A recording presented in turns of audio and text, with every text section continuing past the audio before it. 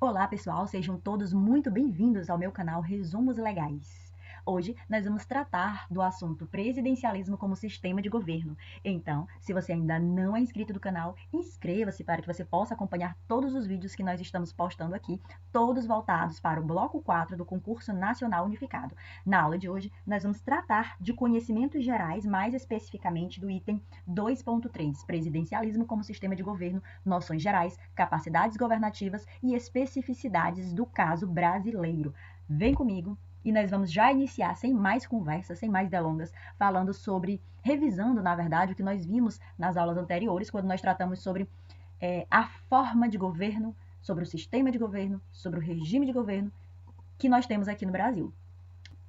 Eu trouxe aqui para vocês da oportunidade umas frases mnemônicas que vão fazer com que a gente memorize com mais facilidade todas essas nomenclaturas. Então, nós temos aqui o Estado fede, a República é fogo, o presidente é sistemático e o regime é democrático. Nós temos aqui que a nossa forma de Estado é o federalismo, a nossa forma de governo é a República, o presidencialismo é o nosso sistema de governo, e nós temos como regime político o democrático. Nós vamos iniciar agora fazendo essa diferenciação entre o parlamentarismo, o semipresidencialismo e o presidencialismo.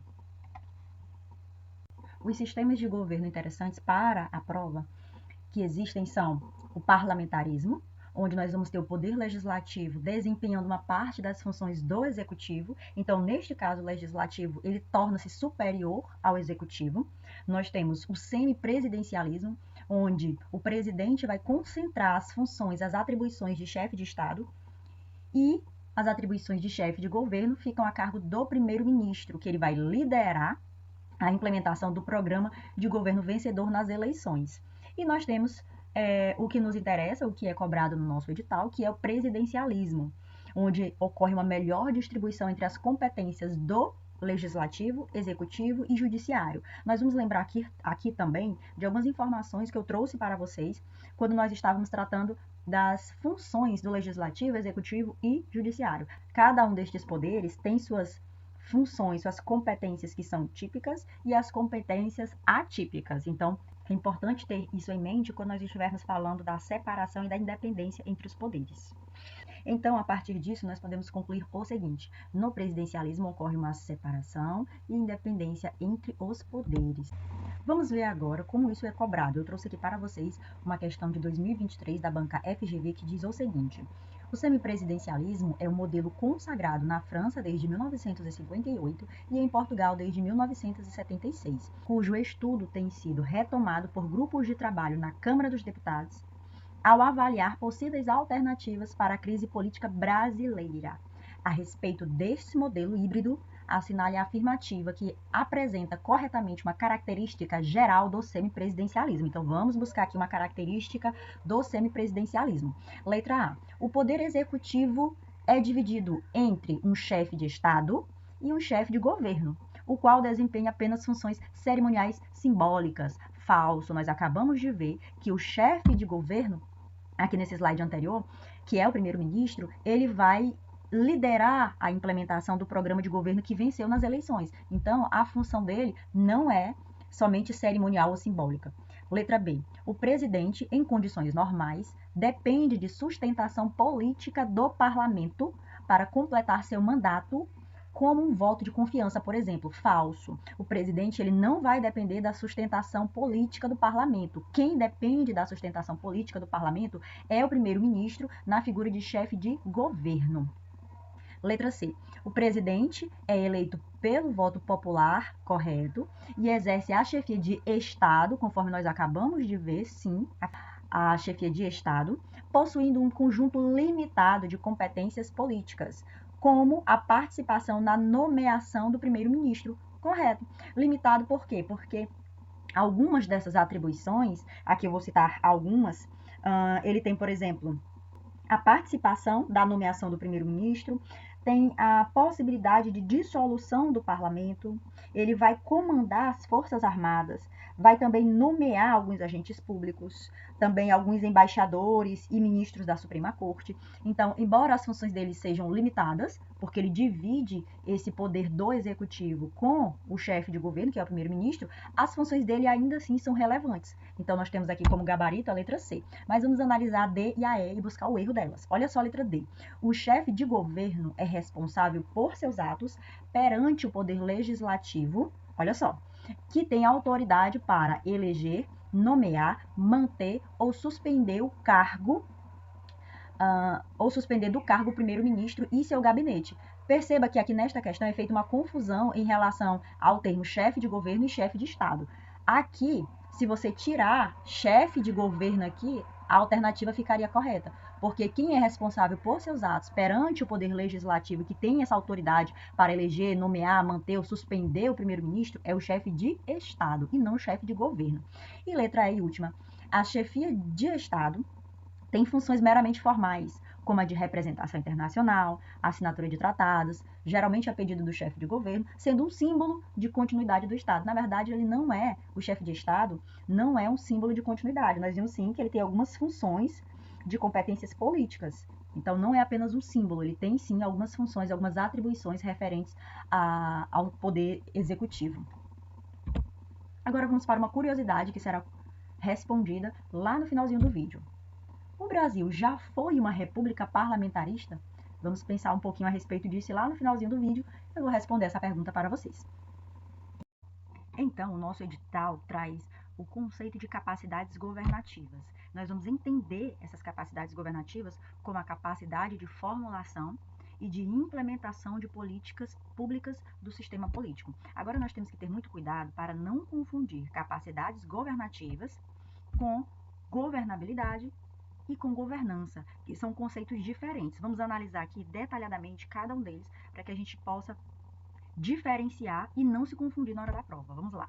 A governabilidade está relacionada à legitimidade do governo. Então, vai envolver aqui sistema político, vai envolver a relação entre os poderes legislativo, executivo e judiciário, uma boa relação de equilíbrio, como nós vimos anteriormente, e de autonomia entre esses poderes, enquanto a governança está relacionado à gestão de recursos econômicos e sociais, envolvendo aqui também neste conceito a interação com a sociedade, a forma como o governo se relaciona com a sociedade. Então, nós podemos compreender o seguinte: o conceito de capacidade governativa vai envolver tanto a governabilidade quanto a governança, porque nós estamos diante aqui da dimensão operacional e administrativa do Estado, voltada para a governança, e também da dimensão política e institucional, voltada para a governabilidade.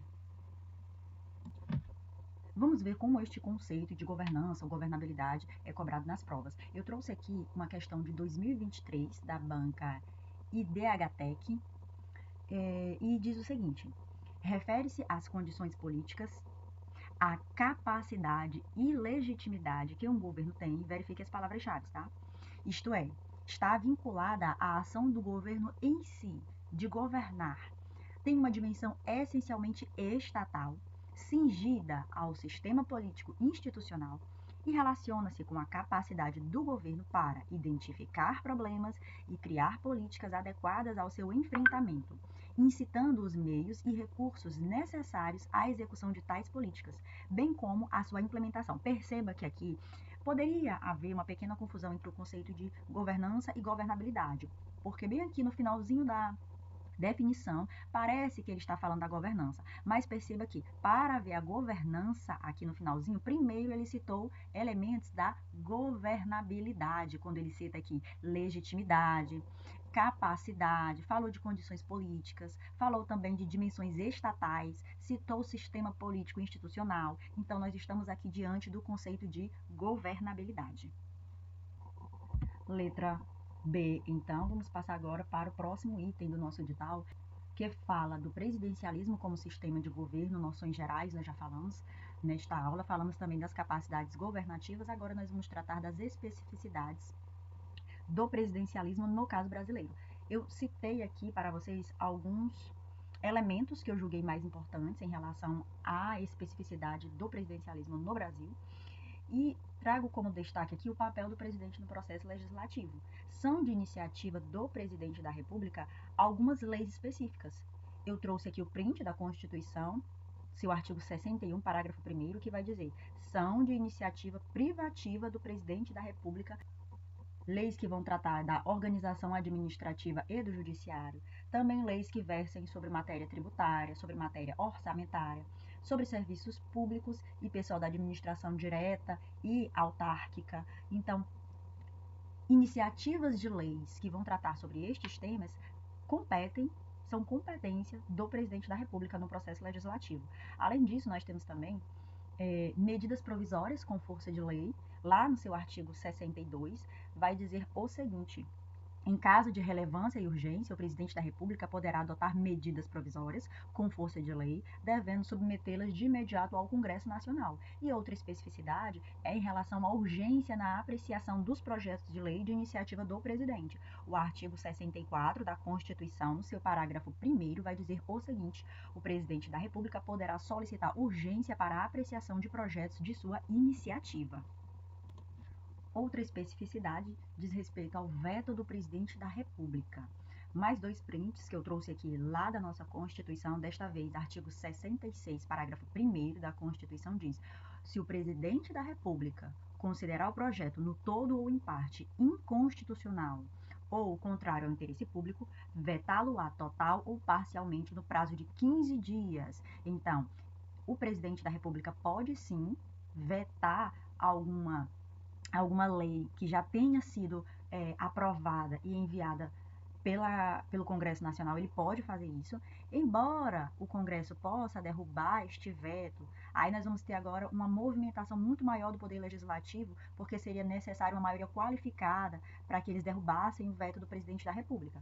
Então, percebam aqui que o poder de veto do presidente da República é um poder muito importante que ele tem dentro do processo legislativo. E por fim, eu trouxe aqui também como especificidade do presidencialismo brasileiro as leis orçamentárias. Estas leis, o plano plurianual, as diretrizes orçamentárias e os orçamentos anuais, eles são enviados ao Poder Legislativo pelo Presidente da República. É iniciativa do Presidente da República, iniciativa do Poder Executivo, como diz aqui o artigo 165 da nossa Constituição. Agora veja, o Poder Legislativo ele pode sim fazer algumas alterações, porém, para que isso ocorra, é um processo mais demorado e bastante rígido, principalmente quando diz respeito ao aumento de gastos. Então, não é feito assim de uma maneira muito simples essa alteração desses planos orçamentários que são enviados pelo Presidente da República ao Poder Legislativo. Então, diante de todas essas especificidades que eu trouxe aqui, voltadas para o presidencialismo no Brasil, nós vamos perceber que o presidente da República ele tem uma grande influência no processo legislativo. E isso tudo a partir da Constituição de 1988. Por fim, eu trouxe aqui a última especificidade do presidencialismo brasileiro, que é o presidencialismo de coalizão. Veja bem, o presidente da República ele pode montar gabinetes, pode nomear seus ministros. Então, por conta disso, ele faz estas nomeações de uma maneira estratégica. Ele vai distribuir cargos diretivos, vai distribuir postos aos partidos que possam fazer parte da sua base aliada no Congresso Nacional. Então, o presidencialismo de coalizão, ele envolve negociações de cargos, vai envolver concessões, vai envolver um compromisso com a agenda legislativa do presidente da República. Então, nós temos aqui que todos esses elementos juntos, eles vão fazer parte da governabilidade que nós acabamos de estudar. Muito obrigada por assistir até aqui. Dá uma olhadinha na descrição deste vídeo e veja o que nós separamos para você. Inscreva-se no canal se você ainda não é inscrito e até o próximo vídeo.